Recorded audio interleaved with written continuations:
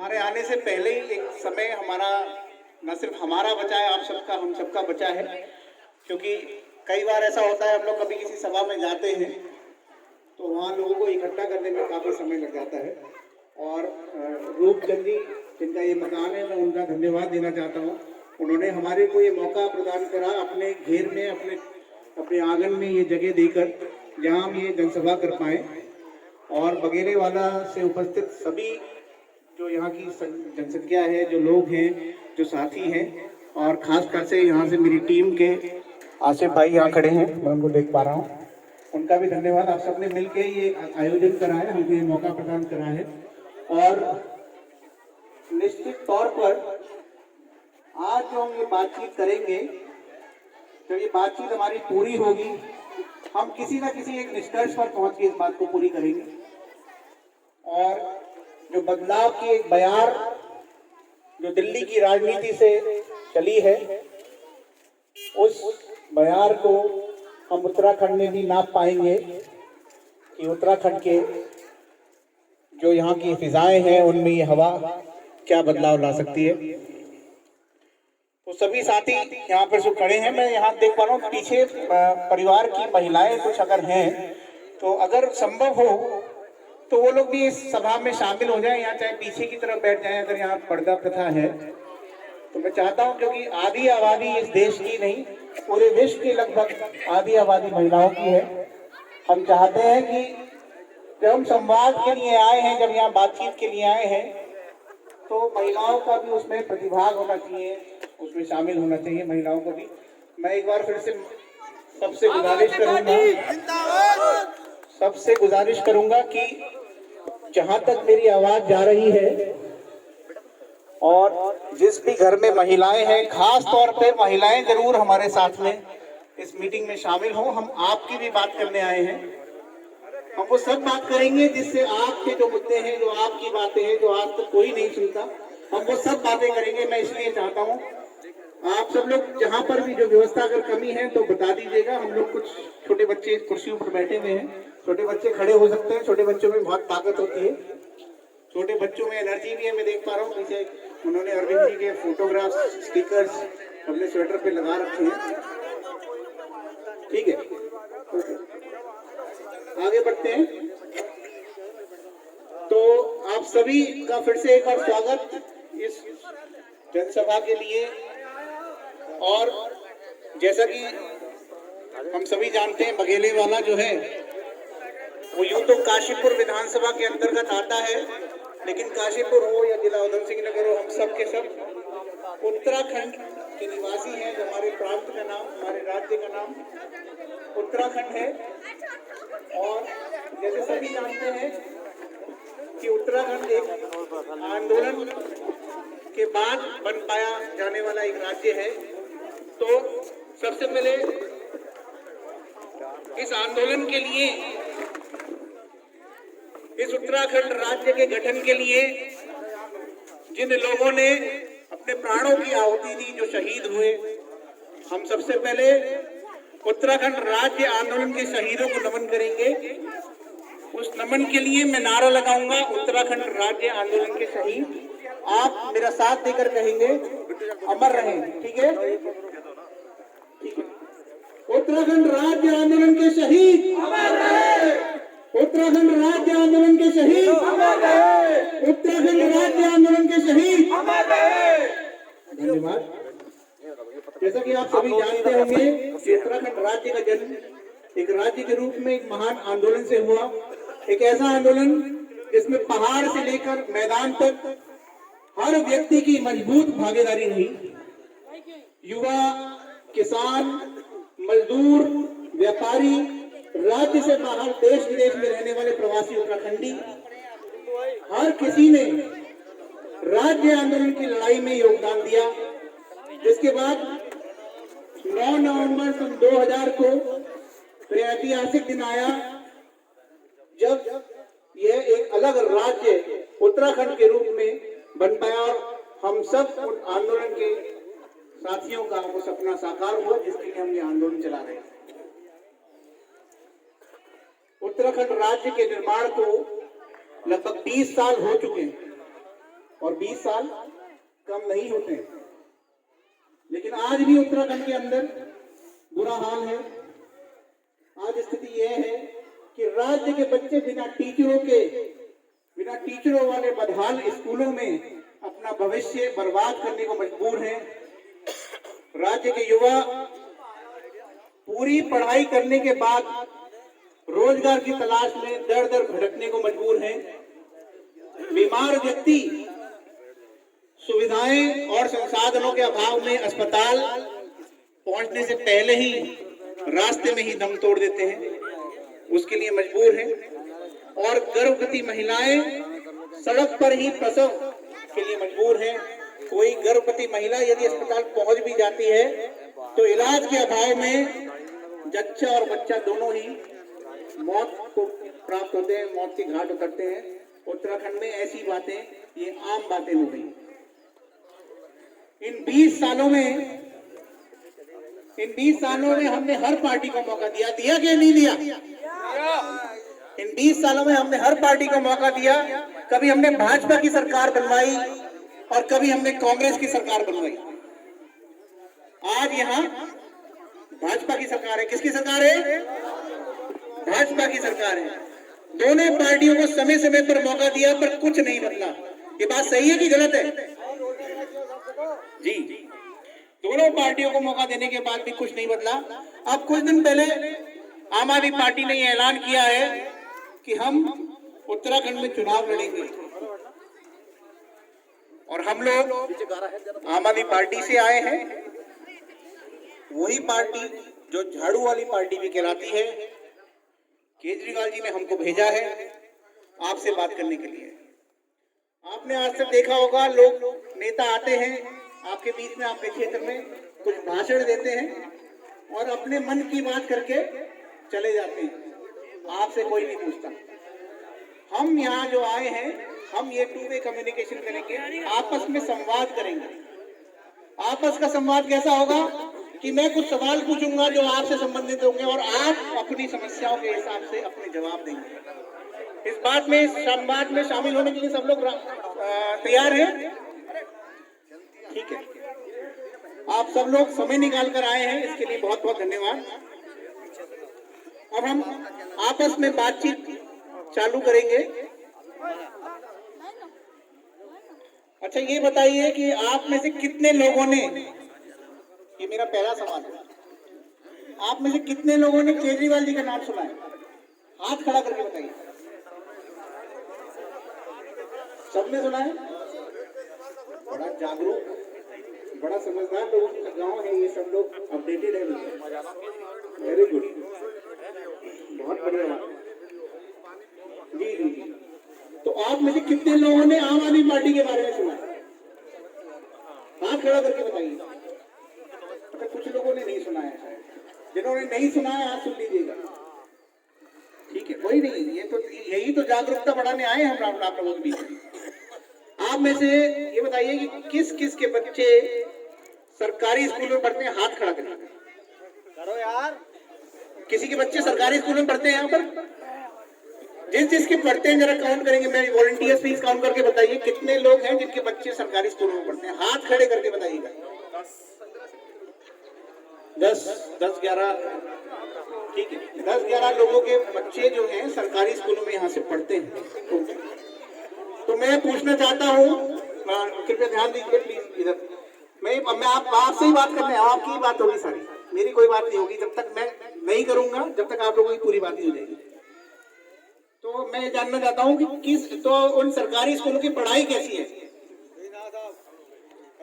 आप माइक में बताइएगा। भाई साहब आप तो हटो।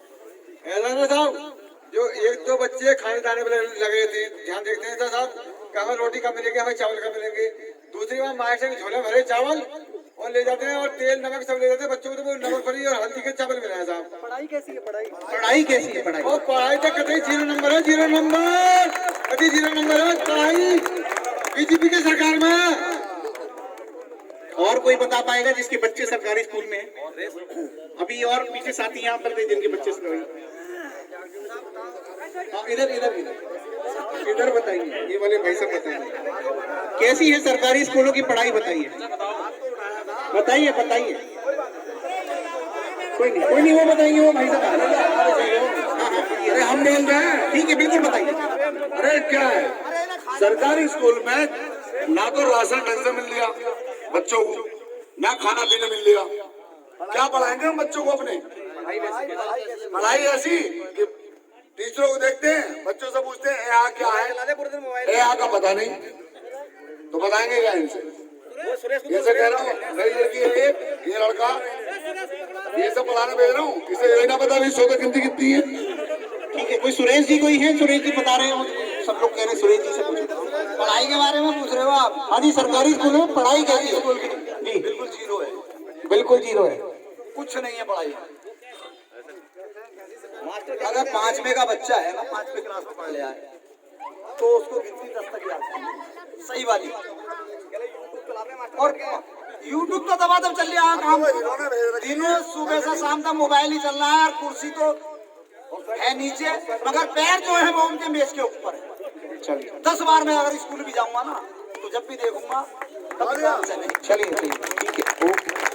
तो आपने बताया कोई और कोई साथी यहाँ से जो गांव से हैं जिनके बच्चे सरकारी स्कूल में, एक आध कोई अगर और भी साथी हो जो कि बताना चाहे कि और कोई इनपुट किसी का हो सरकारी स्कूल के स्कूलों के बारे में, तो प्लीज बताइएगा।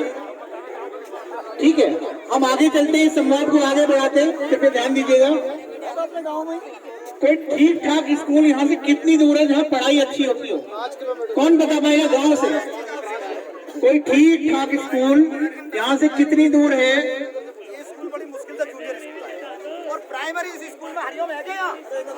है ना? बुलाना उसको। अरे भाई स्कूल के चावल तक मास्टर ले गए पंडित जी, उन्होंने बेचती ले जाकर टाटा उज्जैन में। आपका सवाल क्या है दोबारा? 2 बार मैंने झूठे मारे उनको, मैडम सवाल ये है कि कोई ऐसा ठीक ठाक हमारे कितनी दूर है सवाल सुनो, जहाँ पढ़ाई अच्छी होती है? कोई ऐसा स्कूल है आसपास, सरकारी स्कूल ना, सरकारी प्राइवेट जैसे भी कोई सरकारी स्कूल जो कोयले वाले में है, कोई ऐसा है आसपास अच्छा स्कूल है, अच्छी पढ़ाई होती हो? मुझे तो कोई नजर आया नहीं। अरे अच्छी है तो उसमें पैसा बहुत है, पैसा का नहीं, मगर यहाँ तो है नहीं सरकारी नहीं स्कूल। है। 6000 रुपए से ऊपर सैलरी ना। मैं आपको बताऊं, मेरा घर स्कूल के ठीक सामने है। वहाँ पे इतना काम होता है एक घंटा पड़े क्या? कि टीचर आ गए, नगर गली तो पास। वो खाली कुर्सी पे बैठ गए, बच्चों से उठवाया कबाड़ा, और अपना और कोई पूरे दिन उन्होंने कोई काम नहीं। खाने का टाइम आया तो उन्होंने खाली बच्चों को पानी दिया, दाल में और चावल में, और बाकी दाल चावल उनके घर में। अगर आप चाहे तो मैं आपको कल ही भी पकड़वा सकता हूँ।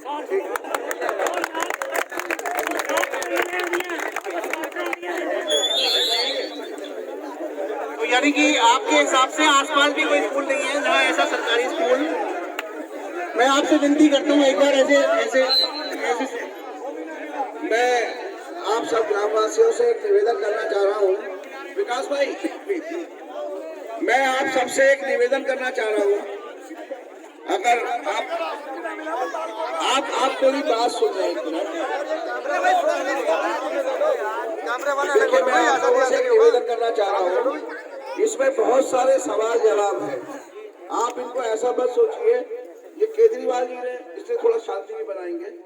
ऐसा है, केजरीवाल जी ने ये सवाल जवाब अपने हाथ से लिखे हैं कि उत्तराखंड के अंदर अगर आम आदमी पार्टी आ रही है तो लोग किस किस समस्याओं से जूझ रहे हैं, जिससे कि उन समस्याओं के समाधान का वो पहले से ही खाका तैयार करें। तो आप लोगों के जवाब हमारे लिए बहुत महत्वपूर्ण है। हम किसी आज आपसे वोट की किसी चीज की बात नहीं कर रहे हैं, सिर्फ इसी पे बातचीत करने आए हैं।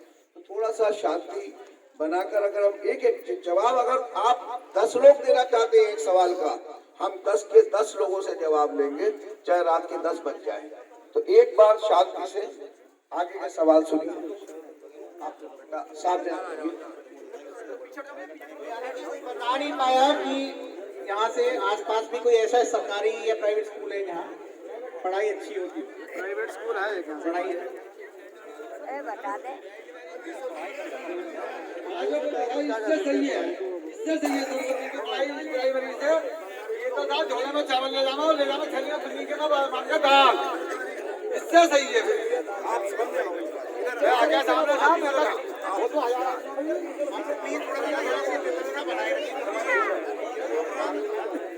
ये कार्यक्रम सिर्फ आपके लिए है। मैं चाहता हूँ आप लोग सब व्यवस्था बनाए रखें।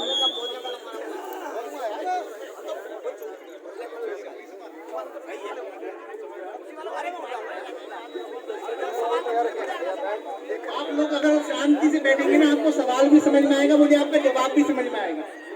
जब मुझे आपका जवाब ही नहीं समझ में आएगा तो मैं आपके लिए केजरीवाल जी से क्या कहूंगा कि कौन सी नीति बनाई है। आप समझ रहे ना भाई? अगर आपकी समस्या ही मेरे को नहीं पता चल पाएगी, आप आपस में घिचपिच कर दोगे, तो फिर हम सवाल का वहाँ कैसे रिपोर्ट बना के भेजेंगे कि भाई बघेले वाले के लोगों की ये समस्या है, उनके लिए इस तरीके की नीतियां बननी चाहिए। तो आप लोग शांति से बनाए रखें। हम लोगों को कोई जल्दी नहीं है, हम आप ही के गांव में है, हमें इसके बाद घर ही जाना है और हमारे घर वालों ने दरवाजे खुले रख रखे हैं, जब चाहो तब आ जाना।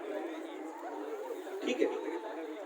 तो क्या त्रिवेंद्र सरकार जो है इस समय त्रिवेंद्र रावत जी की सरकार है? कोई लोग जानते हैं इस समय त्रिवेंद्र रावत जी? कोई नहीं जानता। तो त्रिवेंद्र सिंह रावत जी की जो सरकार है, क्या उस सरकार ने सरकारी स्कूलों को ठीक करने के लिए कुछ किया?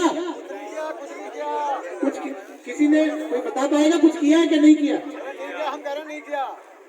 इनको माइक, हाँ माइक। कुछ नहीं किया और बीजेपी ने और बीजेपी ने कांग्रेस ने इतना कर दिया।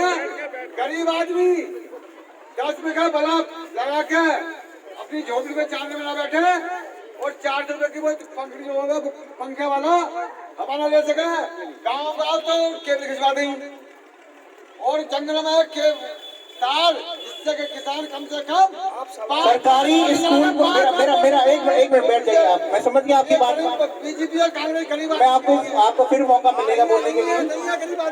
मैं ये कह रहा हूँ, ये वाला सवाल क्या आएगा? आप लोग सवाल पूछे, उसका जवाब फिर मैं जो सवाल पूछ रहा हूँ उसी का जवाब दीजिए, जिससे एक एक करके हम आपको सारे सवाल पूछवाएंगे आपके ही बातों का। आपकी सारी बातें हम लोग नोट करेंगे, लेकिन आप भी बता रहे हैं मतलब सरकारी स्कूलों की हालत सुधारने के लिए त्रिवेंद्र सरकार ने कुछ नहीं किया। ऐसे ही है? मैं गलत तो नहीं कह रहा हूँ? सब लोग इस बात से राजी हैं? यही बात है तो हाथ खड़े कर दीजिए एक बार, तो सब लोग इस बात से राजी हैं। ठीक है, तो आप में से किस किस के बच्चे, अच्छा ये बताइए, अभी तक तो मैं ये पूछ रहा था सरकारी स्कूल में किस किस के बच्चे पढ़ते हैं। अब मेरा दूसरा सवाल आ रहा है, आप में से किस किस के बच्चे प्राइवेट स्कूलों में पढ़ते हैं? हाथ खड़े करिएगा। प्राइवेट स्कूलों में जिनके बच्चे पढ़ते हैं वो अपने हाथ खड़े करें, हमें वॉलंटियर्स काउंट करेंगे उनको। तो पीछे माताएं नहीं है, देखो माताओं का सबसे पहले काउंटिंग उनकी होनी है, वहां से शुरू करो। वहां पर 2 हाथ दिख रहे मेरे को, और छत पे कोई अगर हो तो आवाज लगा दीजिएगा। ठीक है, तो 15 परिवारों से बच्चे सरकारी नहीं प्राइवेट स्कूलों में पढ़ते हैं। तो क्या प्राइवेट स्कूल वाले, मेरा सवाल है प्राइवेट स्कूलों से संबंधित, कि क्या प्राइवेट स्कूल वाले कोई मनमानी करते हैं, जब चाहे तब मन मर्जी की फीस बढ़ा देते हैं? ऐसा है? ऐसा है? कौन बोलना चाहता है इस बात में कि ऐसा ही है या नहीं है? घबराइए मत, यहाँ पे सरकार की कोई आंखें नहीं लगेगी, सरकार से डरने की जरूरत नहीं।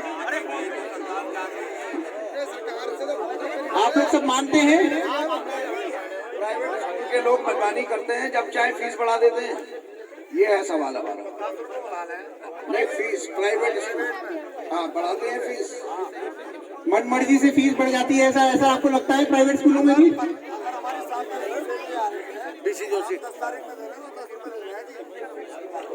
तो मेरा ठीक है, ओके, आप लोग सब मानते हैं इस बात को कि हाँ प्राइवेट वाले भी कभी भी फीस बढ़ा देते हैं और आप लोगों को कोई कंट्रोल नहीं है। मेरा अगला सवाल इसी को लेके है कि क्या सरकार ने इन प्राइवेट स्कूलों की मनमानी रोकने के लिए कुछ किया? कुछ किया? तो आप लोग बताएंगे नहीं तो मुझे कैसे पता चलेगा? एक बात कोई आदमी बोल पा रहा है, क्या सब लोगों को पता है? हाँ प्लीज प्लीज। सर, ये जो प्राइवेट स्कूल वाले हैं, प्राइवेट स्कूल में बच्चों को पढ़ाना गार्जियन की मजबूरी है, क्योंकि सरकारी जो स्कूल है, सरकारी स्कूल में कोई व्यवस्था ही नहीं है किसी भी तरह की। अभी आप जाकर लेटेस्ट हमारे गांव में जाकर देख सकते हैं, पूरी बाउंड्री गिरी पड़ी है, कलर तो पता नहीं उसमें 10-20 साल से कितने सालों से नहीं हुआ है। और जो ये बीजेपी वाले हैं या जो पीछे सरकारें आई हैं, सब ये जुमलेबाजी करती हुई आई हैं, अब तो अभी भी कर रही है। इनका काम यह है आदमी को बहकाना। और बीजेपी जो है वो खास तौर पे राम नाम के उस पर वोट मांगती है और बाकी उन्हें कोई काम नहीं करना है, आपस में सबको लड़ाना है। प्राइवेट में जाने का मकसद आदमी का यह है कि यहाँ सुविधाएं नहीं है, वहां पर जाकर सुविधाएं मिलती हैं और सुविधाएं मिलती हैं तो वो लोग इतनी मनमानी करते हैं, उन मजबूरी का फायदा उठाते हैं गार्जियन की कि साहब इतनी अनाप शनाप फीस लेते हैं, बीच बीच में लाइट खराब हो गई है पंखे के लिए या इस तरह को तमाम दुनिया भर के चार्ज लगा के वो लेते हैं। लेकिन सरकार ने इनकी मनमानी रोकने के लिए कुछ नहीं करा। कितनी हड़तालें पीछे हुई है, तमाम बहुत हड़तालें हुई हैं, बहुत गार्जियनों ने कहा कि ये कोरोना महामारी में गार्जियन ने कहा कि साहब हमारे बच्चों भी मजबूर है, हमारा कारोबार रुक गया है, हमारी फीस बच्चों की माफ की जाए। कुछ नहीं सुनी सरकार ने, कोई मनमानी करी पूरी। ठीक है। अच्छा ये बताइए कि सरकार प्राइवेट स्कूलों के खिलाफ कुछ करती क्यों नहीं है? क्यों नहीं करती? आपको लगता है कि आपको नहीं लगता कि अधिकांश जो प्राइवेट स्कूल हैं या तो वो नेताओं के होते हैं या उनके रिश्तेदारों के होते हैं या उन स्कूल वालों को जो है उन नेताओं का संरक्षण प्राप्त होता है, उनको प्रोटेक्शन करते हैं? क्या ऐसा मानते हैं आप लोग? सर एक लेटेस्ट में एक बात सुन लीजिए। अभी किसान वहाँ बॉर्डर पर बैठे हुए हैं, क्या सरकार से वो कोई पैसे मांगने के लिए गए वहाँ? बिल्कुल अपना कर्ज माफ कराने के लिए गए हैं। उनका सरकार का कहना है कि हम तुम्हारे लिए तुम्हारे फायदे का काम कर रहे हैं, ये कृषि कानून बनाए इन्होंने। किसान ये कहता है कि हमें फायदा चाहिए नहीं, हमें तो पुराने वाले अपने दिन दो, लेकिन उसमें भी सरकार उसको सुनने तैयार नहीं है।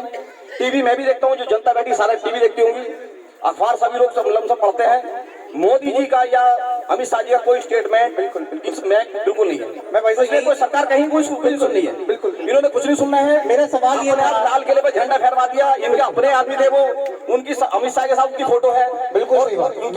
मेरा आपसे सवाल ये था भाई साहब, एक बार आपकी बात रोक रहा हूँ, मैं आपकी बात पे फिर लौट के वापस आऊंगा बाद में।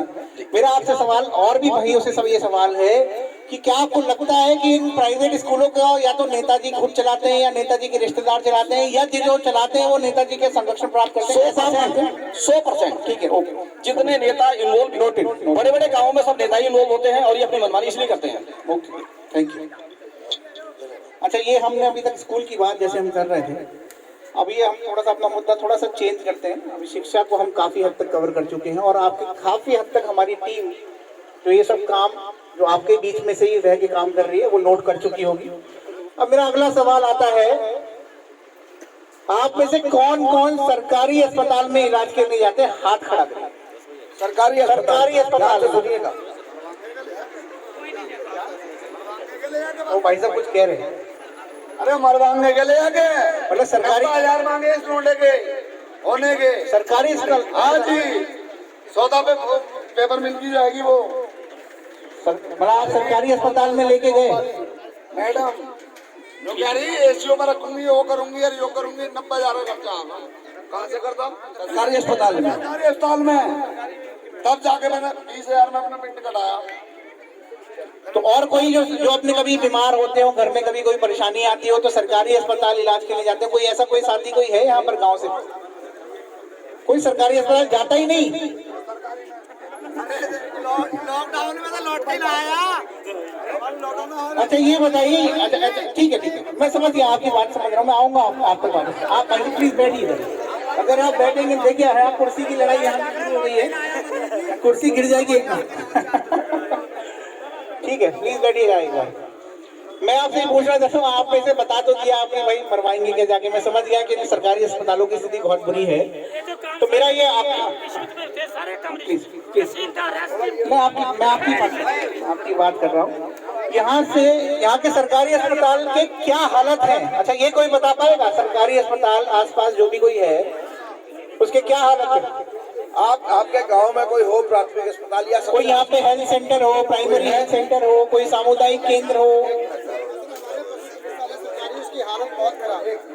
एक चिकित्सालय वही सब बता रहे हैं, पशु चिकित्सालय है, उसकी हालत बहुत खराब है। हॉस्पिटल के नाम पर यहाँ पशु चिकित्सालय। डॉक्टर वहाँ बैठता ही नहीं आगे। इंसानों का अस्पताल है, पशुओं का है, तो पशुओं का भी ठीक है बिल्कुल साहब। हमारा हम किसान तो पशुओं के साथ जुड़े हुए हैं। बिल्कुल सही कह रहे हैं आप। सही बात है, लेकिन इंसानों का भी है। इंसानों का नहीं, आज महुआ खड़े में है। आप लोग महुआ खेड़ा कोई जाता है यहाँ पे अस्पताल खड़े में? में कभी नहीं गया। अच्छा उसके क्या हालात है कोई बता पाएगा क्या? महुआ खेड़ा में जो सरकारी अस्पताल है, यहाँ कोई नहीं बता पाएगा। मतलब कोई सरकारी अस्पताल को कोई यूज ही नहीं करते हैं, इसका मतलब ये बात स्पष्ट हो जाती है कि उनके हालात अच्छे नहीं होंगे। भाई साहब बोल ही रहे थे कि वहाँ जाके क्या मरना है क्या? तो समझ में आ जाता है कि क्या हालात हैं। तो मैं इसमें पूछना चाहता हूं आप लोगों से कि क्या त्रिवेंद्र रावत जी की सरकार ने इन सरकारी अस्पतालों को ठीक करने के लिए कुछ किया? कोई ऐसी जानकारी है किसी के पास? कोई बताएगा? कोई बोलना चाहेगा? और कोई बता पाएगा इसमें? आप बताइए। कुछ नहीं किया? कुछ देखा ही नहीं, कहाँ है नहीं है, उन्होंने तो आज तक नहीं देखा। वहाँ इधर आके बताओ, कुछ देखा आपने? अच्छा कोई बात नहीं, ठीक है। यानी कि सरकारी अस्पतालों को ठीक करने के लिए त्रिवेंद्र रावत जी की सरकार ने कुछ नहीं किया। अच्छा यहाँ ये बताइए भाई साहब, एक बार थोड़ा सा व्यवस्था बनाए रखें और इधर केंद्रित रखें सारी बातों को, क्योंकि अगर आप ग्रुप में बात करेंगे ना तो बातचीत, अगर अलग अलग ग्रुप में बात करोगे बात नहीं हो पाएगी। हाँ, तो ये मैं थोड़ा सा सभी साथियों से, मेरे वॉलंटियर्स भी प्लीज इस बात का थोड़ा ध्यान दें, किस तरीके से रेगुलेट करना है। शांत करा दीजिए लोगों को थोड़ा, शांत। ठीक है, ये बड़ा अहम मुद्दे हैं कि अगर आपके मुद्दों को, हम समस्याओं को समझ नहीं पाएंगे ना, ये बात मैं आप पहले भी बोल चुका हूँ कि फिर ये अरविंद जी के पास सब कुछ जा रहा है, एक एक चीज यहाँ से नोट होकर अरविंद जी के पास जा रही है, फिर आप लोगों के लिए नीतियाँ नहीं बन पाएंगी उस तरीके से। और हम चाहते हैं कि व्यवस्था का परिवर्तन हो। आप भी चाहते हैं? नहीं चाहते हैं? चाहते हैं? हाथ खड़ा कर दीजिए एक बार, कौन चाहते हैं? सब चाहते हैं व्यवस्था का परिवर्तन? ठीक है, ओके। तो मेरा सवाल यहाँ पर है कि यहाँ से बताइए कि कोई ठीक ठाक अस्पताल यहाँ से कितनी दूर है जहाँ इलाज के लिए जाएं तो जान बच जाए? 7 किलोमीटर काशीपुर। और कोई अस्पताल? वो अस्पताल जो काशीपुर में जो अस्पताल आप बता रहे हैं वो सरकारी है कि प्राइवेट है? सरकारी है। माइक कोई पकड़ लेता तो काशीपुर 7 किलोमीटर पे वो सरकारी है। वॉलंटियर्स हाँ, मेरी होल्ड माइक को ले जाना पड़ेगा लोगों को, एंड डोंट, अपने हाथ से नहीं छोड़ना है, बस उनसे पूछ लीजिए ऐसा अस्पताल कहाँ पर है, कितनी दूर है? ये तो काशीपुर या फिर रुद्रपुर? काशीपुर या रुद्रपुर। और ये प्राइवेट है कि सरकारी है? अरे सरकारी में तो इलाज हो ही ना पाता, अब तो प्राइवेट में जो है जाना पड़ता है आदमी को, है ना? ठीक है। अच्छा ये बताइए, आप में भी कौन कौन प्राइवेट अस्पतालों में इलाज कराने जाते हैं? इस पे तो मेरे ख्याल से हाथ कुछ उठने चाहिए।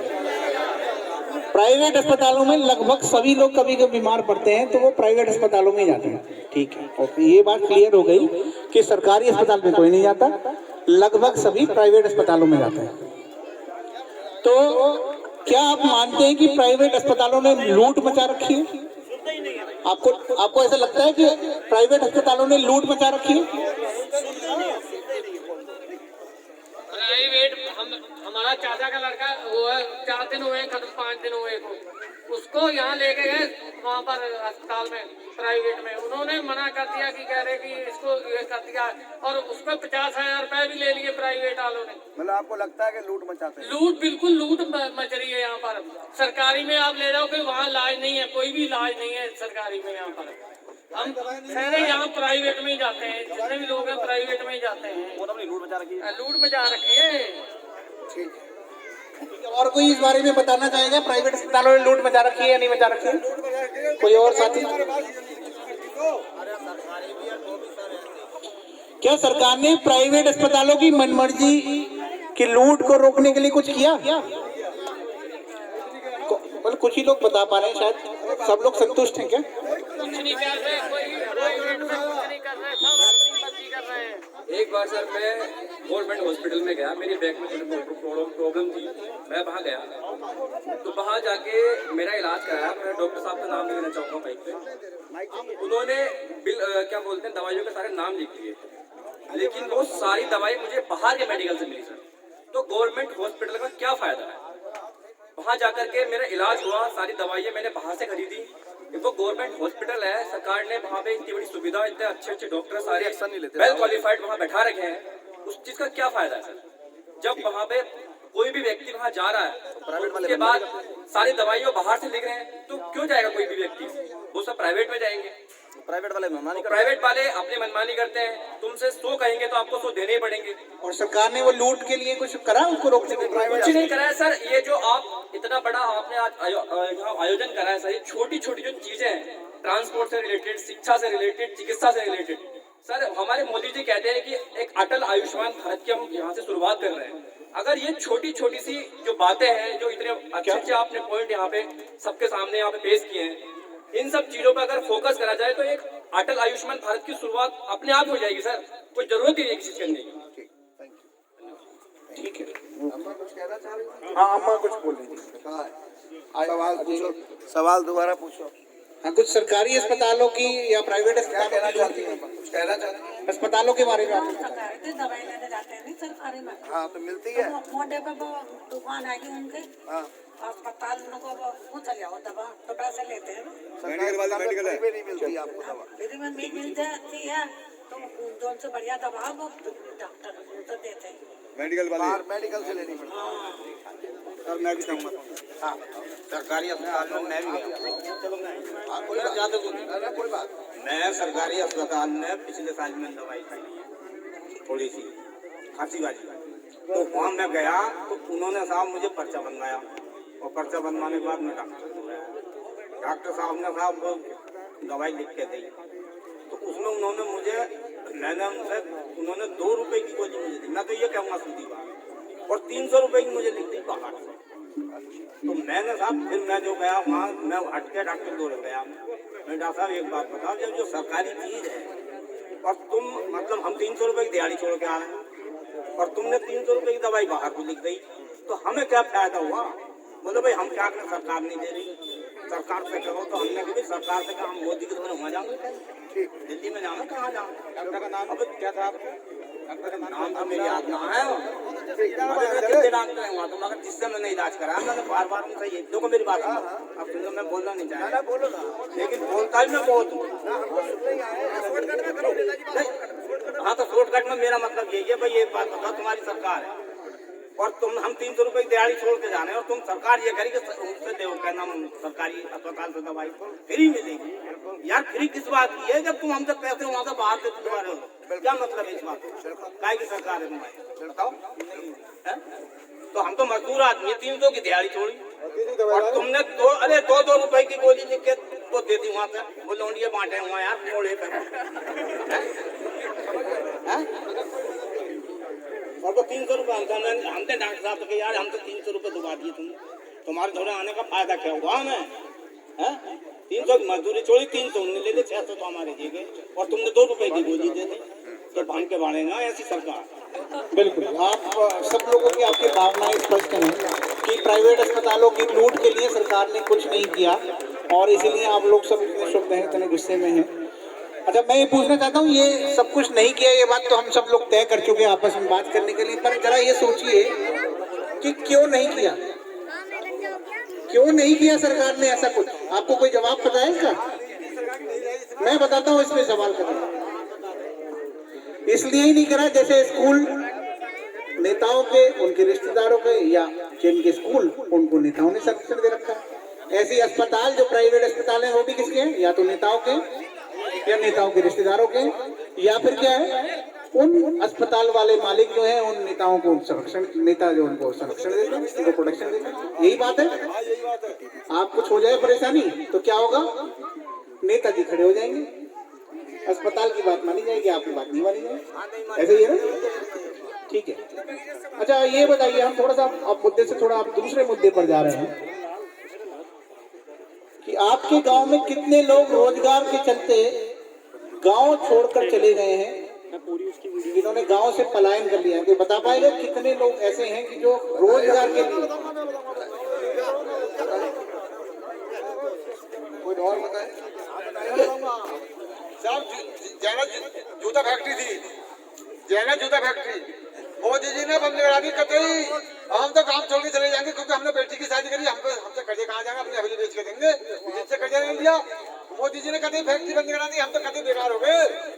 मोदी जी कतई सरकार सारी फैक्ट्री बंद करा दी क्योंकि उन्हें कमीशन नहीं मिली, इसलिए टैक्स मांग रहे हैं इनसे मोदी जी तो इसलिए ईटों को बंद करके फैक्ट्री चले गए। हम तो मजदूर आदमी सड़क पे आ गए, सड़क पे भीख मांगेंगे कटोरा लेके।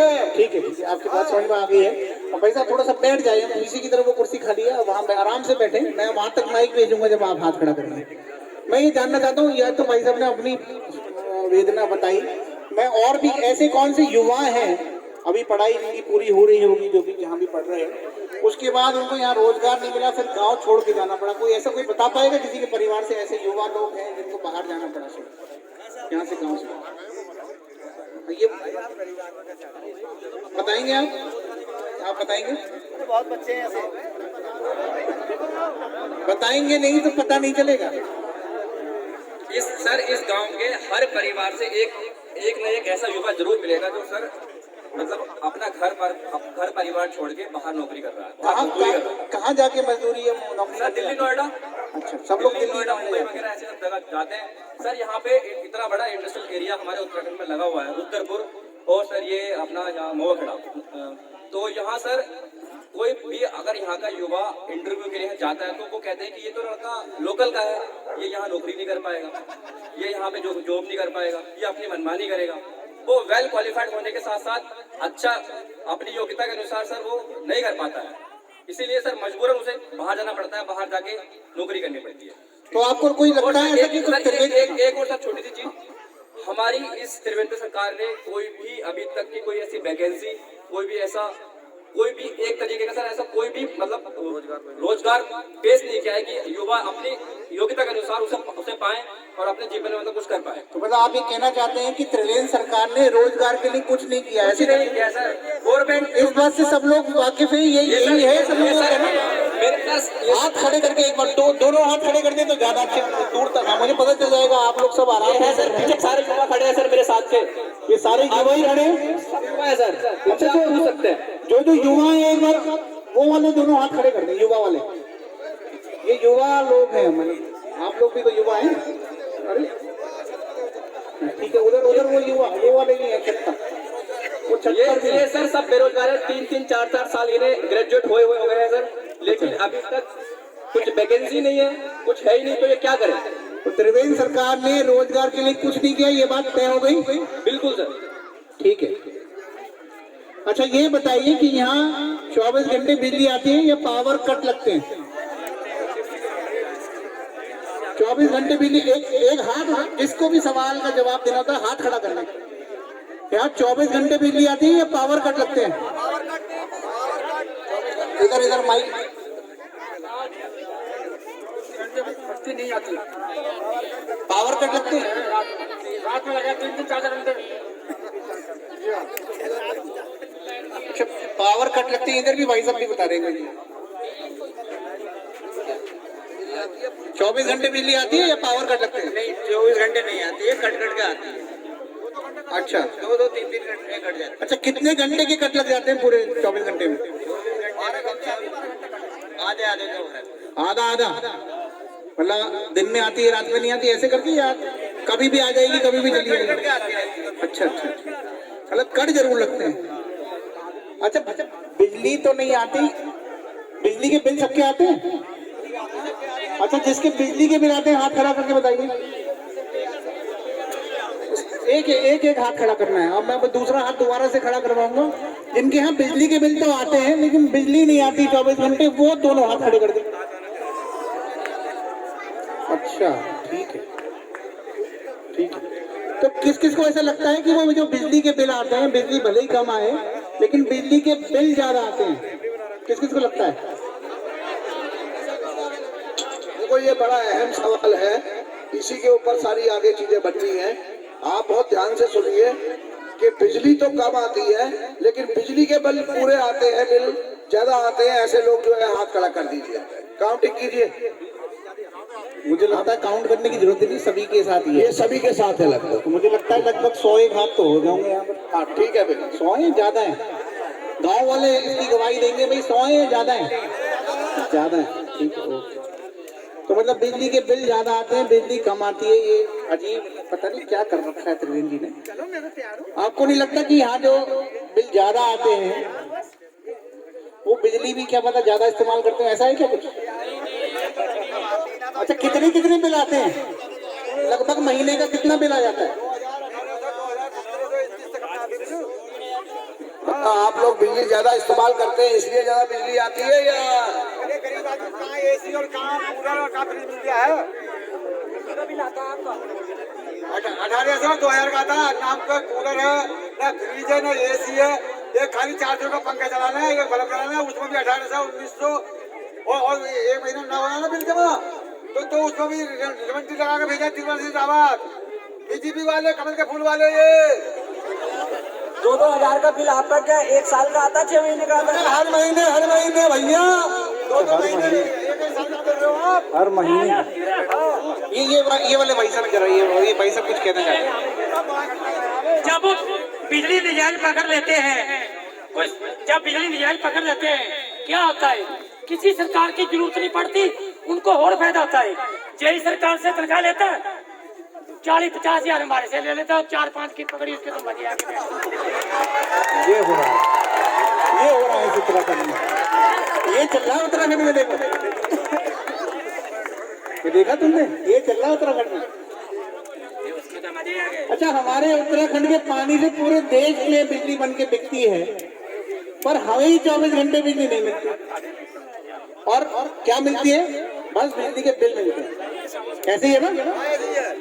तो जो वो बिजली के बिल आते हैं, तो बिजली के नाम पर आप मानते हैं कि सरकार ने लूट मचा रखी है? मानते हैं? जो मानते हैं जरा हाथ खड़ा कर दीजिए। जो लोग मानते हैं कि बिजली के नाम पर सरकार ने लूट मचा रखी है, केंद्र सरकार ने, जरा हाथ खड़ा कर दीजिए। अच्छा, कोई एक आध आदमी मुझे दिख रहा है जिनके हाथ खड़े नहीं है। आपके? अच्छा, आप भी मानते हैं। कोई एक आध आदमी, वो पीछे भाई साहब जिन्होंने चद्दर ओढ़ी हुई है, कई सारी लाइनें हैं रंग बिरंगी।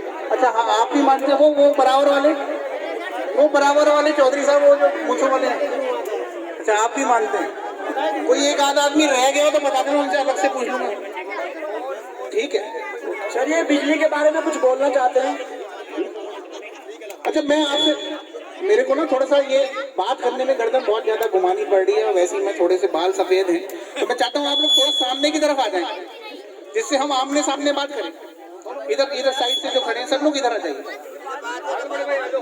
सब लोग इधर आ जाइए, सब लोग। ये कोई साहब है बिजली के बारे में बताना चाह रहे हैं? हाँ बिल्कुल माइक। सर एक बात बताइए जी, बिजली के बारे में आपने सबसे सवाल किया।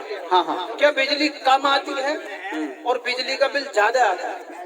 किसी को पता है कितने रुपए यूनिट बिजली है यहाँ? हाँ, आप बताइए। तो जब पता ही नहीं है तो बिजली का बिल तो ज्यादा आएगा। तो आप हमारी डिमांड है पब्लिक की, किसी आदमी ने कुछ नहीं बताया। किसी ने बता दिया 1500 बिल आ रहा, किसी ने बता दिया 1800 बिल आ रहा महीने का। जो सब बोल रहे हैं 200 रुपए 300 रुपए बिल आता हो, मगर वो क्यों आता है जी? बिजली कम या ज्यादा? अरे भाई, बिजली तो 4 रुपए कुछ पैसे यूनिट है। हमें डिमांड करनी है कि बिजली का बिल तो कम तब आएगा जब 2 रुपए यूनिट पैसे होनी चाहिए। 2 रुपए यूनिट होनी चाहिए बिजली, तभी तो बिजली का बिल कम आएगा। अरे गाल छोड़ने से था पता, जब किसी को ये पता ही नहीं है क्या 100 यूनिट पे कितने रुपए बिल पड़े, 200 यूनिट पे कितने रुपए बिल पड़े। कैटरिंग साहब 1800 आ रहा है, 1500 आ रहा है। अबे डिमांड ये करनी है हमें, चाहे बीजेपी सरकार हो चाहे आपकी सरकार हो, क्या हमें 1.5 रुपया चाहिए, हमें 2 रुपए यूनिट बिजली चाहिए, तब बिजली का बिल कम आएगा। किसी को पता है क्यों नहीं बिजली?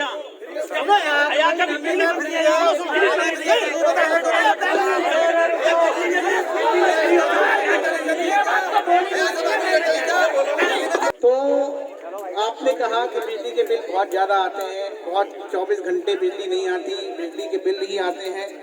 इसके बाद में आप लोग पूछना चाहता हूँ, अभी कुछ लोग बता रहे थे कि यहाँ पे कोई ना कोई जो रोजगार के लिए लोग दिल्ली नोएडा वगैरह जाते हैं, तो आप में से किस किस के दोस्त या रिश्तेदार दिल्ली में रहते हैं? कृपया एक बार हाथ उठाएं।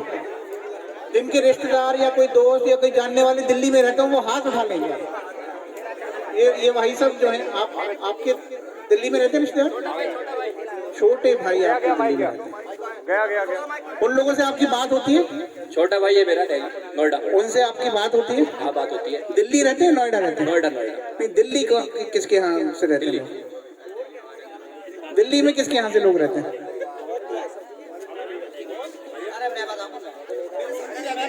हाँ, मेरे लड़के के मुंबई सुसर रहते हैं दिल्ली में। ठीक है, बस इतना ही पूछना था। अभी मैं आपका सवाल अभी पूछूंगा, ठीक है? तो आपने कहा कि आपके रिश्तेदार दिल्ली रहते हैं, उन लोगों से आपकी बात होती होगी, क्या उन्होंने आपको बताया कि दिल्ली में केजरीवाल जी ने क्या क्या काम किए? हाँ, बताते हैं। ठीक है। अच्छा, क्या क्या बताते हैं? शिक्षा के लिए बताते हैं, शिक्षा फ्री है। अच्छा, और बिजली के लिए बताते हैं, बिजली फ्री है, यूनिट फ्री है। तो पानी के लिए बताते हैं, पानी फ्री है। स्वास्थ्य के लिए बताते हैं कि स्वास्थ्य के लिए भी दवाइयाँ सब फ्री है। अच्छा, ये सब कुछ आपको बताया है? छोटा रिपोर्टर आप समझी ना, आपने यहाँ गांव में भी बताया है?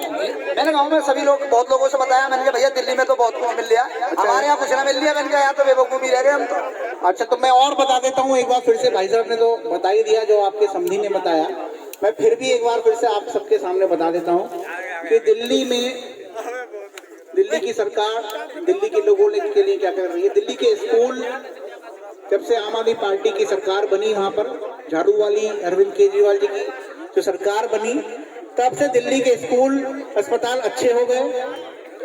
सरकारी स्कूलों के नतीजे बहुत अच्छे आने लगे, यहाँ तक कि इस बार 98% नतीजे आए सरकारी स्कूलों के, यानी कि 100 में से 98 बच्चे पास हुए, जो आज तक भारत में कभी नहीं हुआ था। बिजली अब वहाँ 24 घंटे आती है। दिल्ली में 200 यूनिट तक की बिजली जो है वो मुफ्त है। एक महीने में 200 यूनिट का किसी का अगर बिल आ रहा है, मीटर में 200 यूनिट आ रही है, तो उसको एक भी पैसा नहीं देना पड़ता, उसका बिल जीरो का आता है। बिल आता है, जैसे अभी आपने कहा बिजली नहीं आती, बिल आता है। मैं बता रहा हूँ वहाँ 200 यूनिट से कम अगर बिजली का कंजप्शन है, कम यूज करा है आपने, कम प्रयोग करी है, तो वहाँ आपका बिल तो आएगा पर बिल जीरो का आएगा। इसके अलावा जो जीरो वाली जो बिल वाले हैं, वहाँ पर 70% आबादी ऐसी है जिस आबादी के बिल जीरो आते हैं। इसके अलावा दिल्ली की सारी सड़कें और गलियां जो है शानदार करवा दी गई हैं और बाकी में काम चल रहा है। इसके अलावा door step delivery of services एक दिल्ली सरकार की स्कीम है। मुझे लगता है शायद आपने ये कभी नहीं सुना होगा। ये सुना है आपने, door step delivery of services क्या है दिल्ली सरकार की स्कीम? मैं बताता हूँ आपको दिल्ली सरकार की door step delivery of services क्या है। मैं आपको बताता हूँ कि जैसे मसलन आप ये मानिए कि डोर स्टेप डिलीवरी क्या होती है कि छोटे छोटे कामों के प्रमाण पत्र बनवाने होते हैं, सबको बनवाने होते हैं ये। जैसे जन्म का प्रमाण पत्र, मृत्यु का प्रमाण पत्र, ड्राइविंग लाइसेंस, जाति या आय का प्रमाण पत्र, या यूं कहे कि जैसे इन छोटे छोटे कामों के लिए क्या होता है, बार बार हमें सरकारी दफ्तरों के चक्कर लगाने पड़ते हैं। अब क्या है कि कागज तो छोटा सा है, लेकिन चक्कर बहुत लगवाते हैं सरकारी अधिकारी। तो ऐसे में हाँ जी, हाँ, बिल्कुल सही कह रहे हैं आप। मैं वहीं तक पहुंचूंगा, आप तक अभी मेरी बात पहुंचेगी। लेकिन क्या होता है कि जो जरूरी डॉक्यूमेंट्स को बनाने के लिए दिल्ली वालों को आप कहीं किसी सरकारी दफ्तर जाना ही नहीं पड़ता। यही दिल्ली सरकार की door step delivery of services scheme है। इसमें क्या होता है कि बस आपको एक नंबर पर कॉल करना होता है। आप अपने मोबाइल से, अपने लैंडलाइन फोन से, अपने आस पड़ोस के किसी के भी फोन से, एक नंबर है सरकार ने जारी कर रखा है दिल्ली में 1076। जैसे ही आप 1076 डायल करते हैं तो उधर से फोन उठता है, उधर से वो आपकी बात पूछता है कि भाई आपको क्या काम करवाना है। तो आप कहते हैं भाई मेरे को जाति प्रमाण पत्र बनवाना है। तो आपसे कहता है कि ठीक है भाई साहब, कल को हमारा आदमी आपके घर पर आएगा, अपना पता लिखा दीजिए, और क्या 11 बजे आपके घर पे आना सही रहेगा? तो आप कहेंगे कि भाई जी उस समय तो मैं खेत में होता हूँ, तो भाई कितने बजे आ जाए? तो जैसे 5:30 बजे आ जाता हूँ मैं खेत से लौट के। तो 5:30 बजे आपके घर पर एक लड़का आएगा, वो अपने साथ में एक फोटोकॉपी छोटी मशीन लेके आएगा, एक छोटा स्कैनर लेके आएगा, आपको फोन पे पहले ही बता देगा कि मैं 10 मिनट में आपके घर पहुंचने वाला हूं। और जब वो आपके घर पहुंचेगा, आपको पहले ही बता देगा ये कागज आपके मेरे चाहिए होंगे, तो आप वो निकाल के रखेंगे। वो कागज वहां पे फोटोकॉपी करेगा, स्कैन करेगा, आपसे उसका एक छोटा सा सुविधा शुल्क लेगा, जिसकी कीमत की रसीद आपको देगा, वो मात्र 50 रुपए होगी। आपकी दिन भर की दिहाड़ी 300, 400, 500 जितनी भी है वो सारी बच गई। आपने पूरे दिन काम करा, आपने वो 50 रुपए उसको देने हैं, कागज उसको देने हैं, और वो 1 हफ्ता 10 दिन जितने दिन में भी वो काम होने का निश्चित समय है जो सरकार कहती है कि इतने दिन में वो कागज आपको तैयार करके देगी। आपके घर बैठे बैठे दिल्ली की सरकार आपके घर में वो कागज पहुंचा देती है, आपको कहीं आने जाने की जरूरत नहीं है। और जब आप ऐसा कर पाते हैं, जब किसी सरकारी अधिकारी से आपका मेल जोल नहीं करना पड़ता, तो ऐसी स्थिति में आपको किसी सरकारी डॉक्टर को कोई टेबल के नीचे से बाहर चाय के बहाने बगल में हाथ डाल के कोई जेब में पैसे सरकाने भी नहीं पड़ते हैं। मात्र 50 रुपए में आपका सारा काम हो जाता है। ये अच्छी स्कीम है।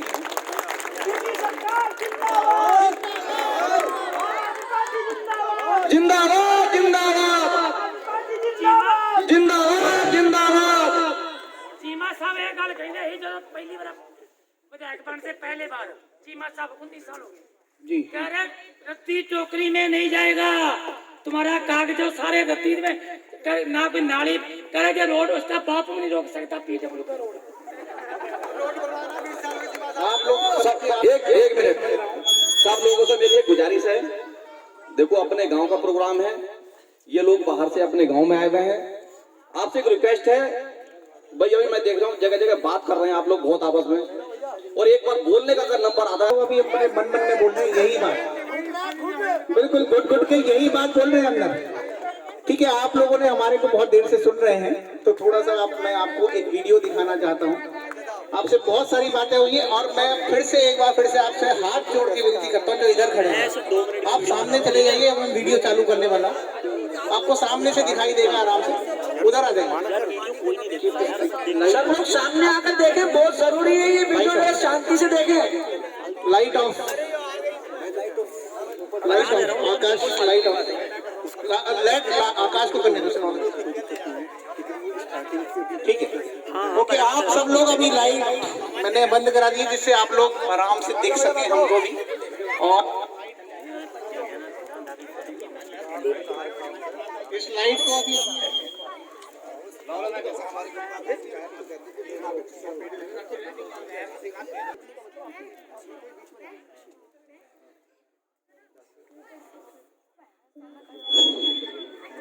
सरकार में फर्क होता है, सरकारों की नीयत में फर्क होता है, और सरकार की नीयत का असर पड़ता है जनता पर। ये वही अंतर है जो दिल्ली और उत्तराखंड के बीच आज दिख रहा है। जहां दिल्ली हर दिन तरक्की की नई ऊंचाई छू रही है, उत्तराखंड की परेशानियां दिन ब दिन बढ़ रही है। पलायन का बढ़ता ग्राफ, बदहाल शिक्षा और स्वास्थ्य व्यवस्था, बेरोजगारी, बेकारी और महंगाई की मार, और सरकार की ओर से कोई मदद नहीं। ये तस्वीर है उत्तराखंड की। वहीं दिल्ली में इस कठिन दौर में दिल्ली की केजरीवाल सरकार ने तरक्की की नई कहानी लिखी है। हर आदमी चाहता है कि उसके बच्चे को अच्छी से अच्छी शिक्षा मिले। गरीब आदमी पैसों की तंगी के कारण अपने बच्चों को सरकारी स्कूल में पढ़ाने पे मजबूर होता है। पहले दिल्ली में सरकारी स्कूलों का बहुत बुरा हाल था। आज दिल्ली के सरकारी स्कूल महंगे से महंगे कॉन्वेंट स्कूलों को भी चुनौती देते हैं। केवल 5 सालों में केजरीवाल जी ने दिल्ली के सरकारी स्कूलों की हालत बदल दी। ये देखिए दिल्ली के सरकारी स्कूल।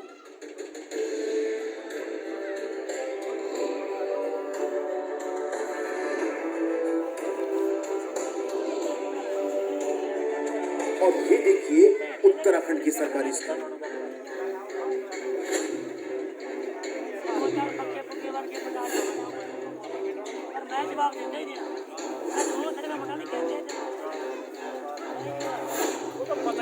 उत्तराखंड में आज सरकारी स्कूलों का बहुत बुरा हाल है। जहां दिल्ली में केजरीवाल सरकार आए दिन नए स्कूल खोले जा रही है, वहीं त्रिवेंद्र रावत ने उत्तराखंड में 2500 से ज्यादा सरकारी स्कूल बंद कर दिए। उत्तराखंड पहुंचकर जब मनीष सिसोदिया जी ने त्रिवेंद्र रावत की विधानसभा के सरकारी स्कूल का हाल देखा तो उन्हें भी अपनी आंखों पर विश्वास नहीं हुआ। उन्होंने सोचा आखिर इतने बुरे हालातों में कोई बच्चा पढ़ाई कैसे कर पाएगा। प्रश्न उठता है कि अगर केजरीवाल सरकार 5 साल में सरकारी स्कूल इतने अच्छे कर सकती है तो त्रिवेंद्र सरकार ने क्यों नहीं किए। आखिर उत्तराखंड के लोगों का क्या कसूर, उत्तराखंड के लोग क्यों भुगते। इतना ही नहीं, केजरीवाल सरकार ने दिल्ली में प्राइवेट स्कूलों की फीस पर भी लगाम लगाई। अपने कार्यकाल में पिछले 6 साल में दिल्ली में केजरीवाल जी ने किसी प्राइवेट स्कूल को फीस नहीं बढ़ाने दी। और इधर उत्तराखंड में प्राइवेट स्कूलों की मनमानी और तानाशाही से जनता परेशान है। आए दिन उत्तराखंड के प्राइवेट स्कूल फीस बढ़ा देते हैं।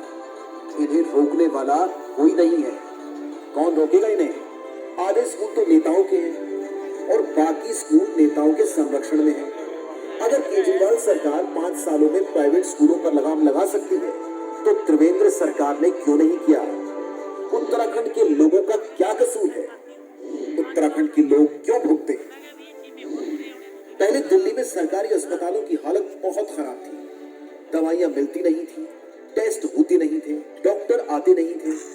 लेकिन 5 सालों में केजरीवाल सरकार ने दिल्ली के सरकारी अस्पतालों को शानदार कर दिया। आज दिल्ली के सरकारी अस्पतालों में प्राइवेट अस्पतालों से भी बेहतर इलाज होता है। हर गली के अंदर केजरीवाल जी ने मोहल्ला क्लिनिक खोल दिए। पूरी दिल्ली में ढेरों मोहल्ला क्लिनिक है। इन सारे मोहल्ला क्लिनिक और अस्पतालों के अंदर सारा इलाज मुफ्त है, सारी दवाइयां मुफ्त हैं, सभी टेस्ट मुफ्त हैं। अगर किसी आदमी का 15 लाख का भी ऑपरेशन होना हो तो दिल्ली के सरकारी अस्पतालों में पूरा ऑपरेशन मुफ्त होता है।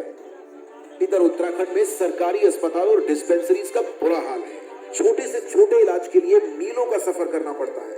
पहाड़ों में तो ना अस्पताल हैं और ना ही सड़कें।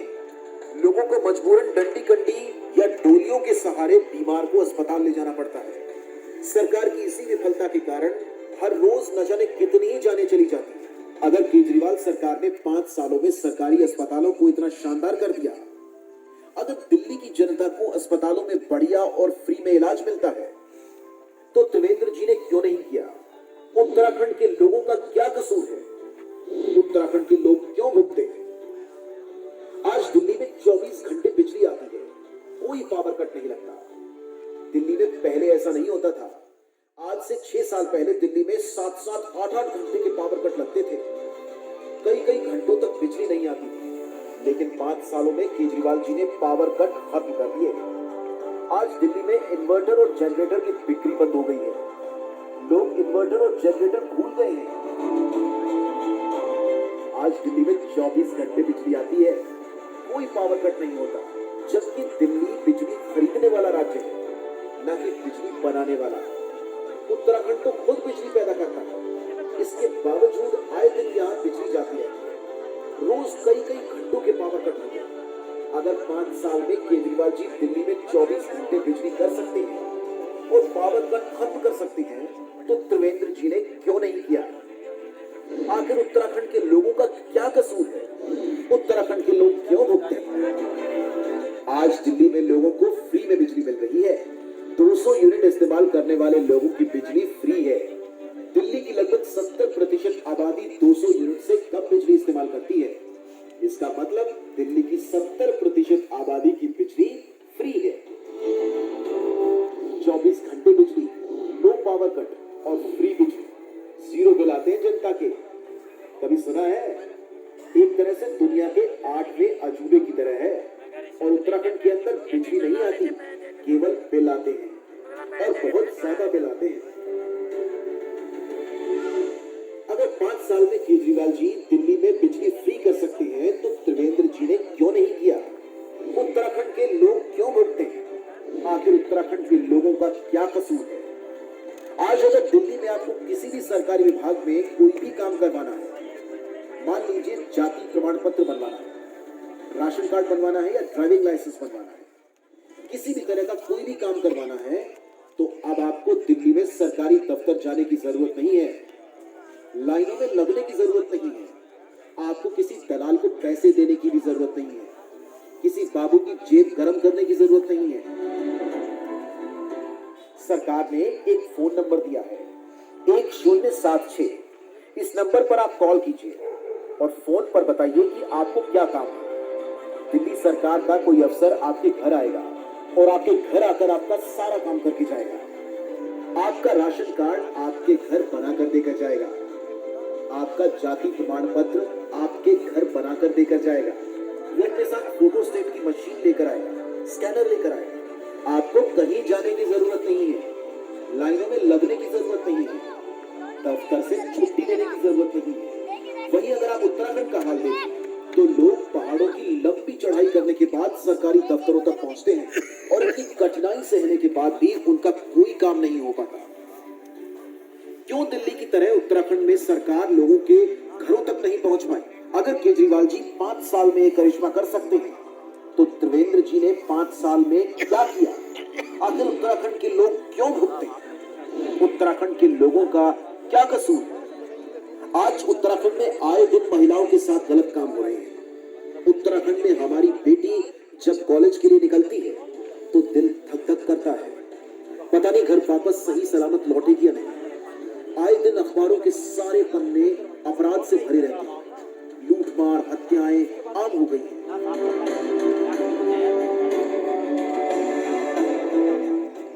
केजरीवाल जी ने दिल्ली के कोने कोने में हर जगह गली में सीसीटीवी कैमरे लगवा दिए हैं। आज दिल्ली में कोई भी अपराधी अपराध करने से पहले 100 बार सोचता है कि अपराध करूंगा तो पकड़ा जाऊंगा। जब से केजरीवाल जी ने सीसीटीवी कैमरे लगवाए हैं तब से दिल्ली में अपराध बहुत कम हो गए हैं। अगर केजरीवाल जी दिल्ली में अपराध कम कर सकते हैं तो त्रिवेंद्र जी क्या कर रही हैं? आखिर उत्तराखंड के लोगों का क्या कसूर है? उत्तराखंड के लोग क्यों भुगते हैं? दिल्ली का रहने वाला कोई सैनिक बॉर्डर पर शहीद हो जाता है या दिल्ली पुलिस का कोई जवान अपनी ड्यूटी पर काम करते करते शहीद हो जाता है तो केजरीवाल जी उनके परिवार को 1 करोड़ रुपए की सम्मान राशि देते हैं। केजरीवाल जी उनका सम्मान करते हैं। केजरीवाल जी शहीदों का सम्मान करते हैं। उत्तराखंड वीरों की भूमि है। यहाँ रहने वाला हर व्यक्ति कट्टर देशभक्त है।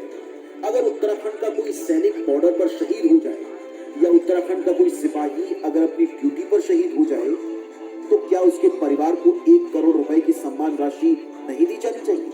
अगर केजरीवाल जी ये कर सकते हैं तो त्रिवेंद्र जी क्यों नहीं कर सकते? उत्तराखंड में रोजगार का बहुत बुरा हाल है।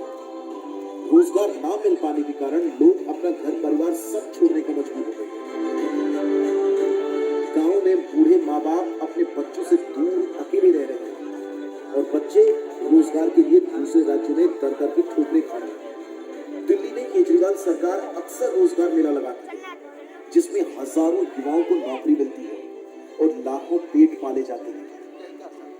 अगर केजरीवाल जी ये काम कर सकते हैं तो त्रिवेंद्र जी ने क्यों नहीं किया? आखिर उत्तराखंड के लोगों का क्या कसूर है? उत्तराखंड के लोग क्यों भुगते? इतना ही नहीं, श्रवण कुमार की तरह केजरीवाल जी की दिल्ली सरकार ने दिल्ली के सभी बुजुर्गों के लिए तीर्थ यात्रा योजना भी शुरू की है। इस योजना के तहत बुजुर्गों को वैष्णो देवी, तिरुपति बालाजी, द्वारकाधीश जैसे विभिन्न तीर्थ स्थलों की यात्रा कराई जाती है। केजरीवाल सरकार इन सभी बुजुर्गों के लिए एसी ट्रेन से लेकर फर्स्ट क्लास होटल और शानदार खाने का इंतजाम भी करती है। कहते हैं कि अपने बड़े बुजुर्गों को तीर्थ यात्रा कराना बड़े पुण्य का काम होता है। केजरीवाल सरकार की इस योजना का पुण्य सारी दिल्ली को लगा है। 20 सालों में हम उत्तराखंड वालों ने हर पार्टी को मौका दिया पर सबने अपने घर भरने के सिवाय कुछ नहीं किया। उन सभी पार्टियों ने उत्तराखंड के लोगों को धोखा दिया। आज से 6 साल पहले दिल्ली के लोगों ने अपनी तकदीर बदली थी।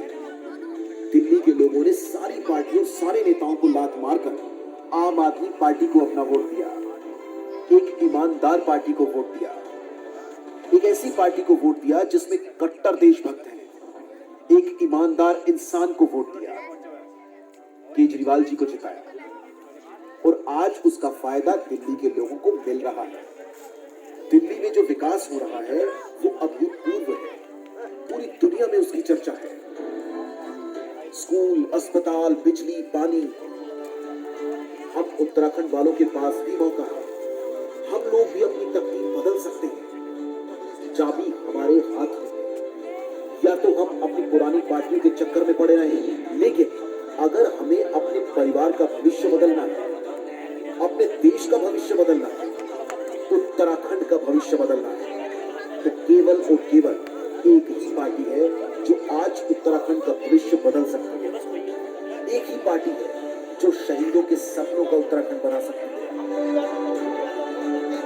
आम आदमी पार्टी। सारे मिल जाओ, सारे जने मिलकर एक बार आम आदमी पार्टी को जिताओ। एक बार आम आदमी पार्टी को जिताने के बाद आप लोग सारी पार्टियों को भूल जाओगे जैसे दिल्ली के लोग सारी पार्टियों को भूल गए।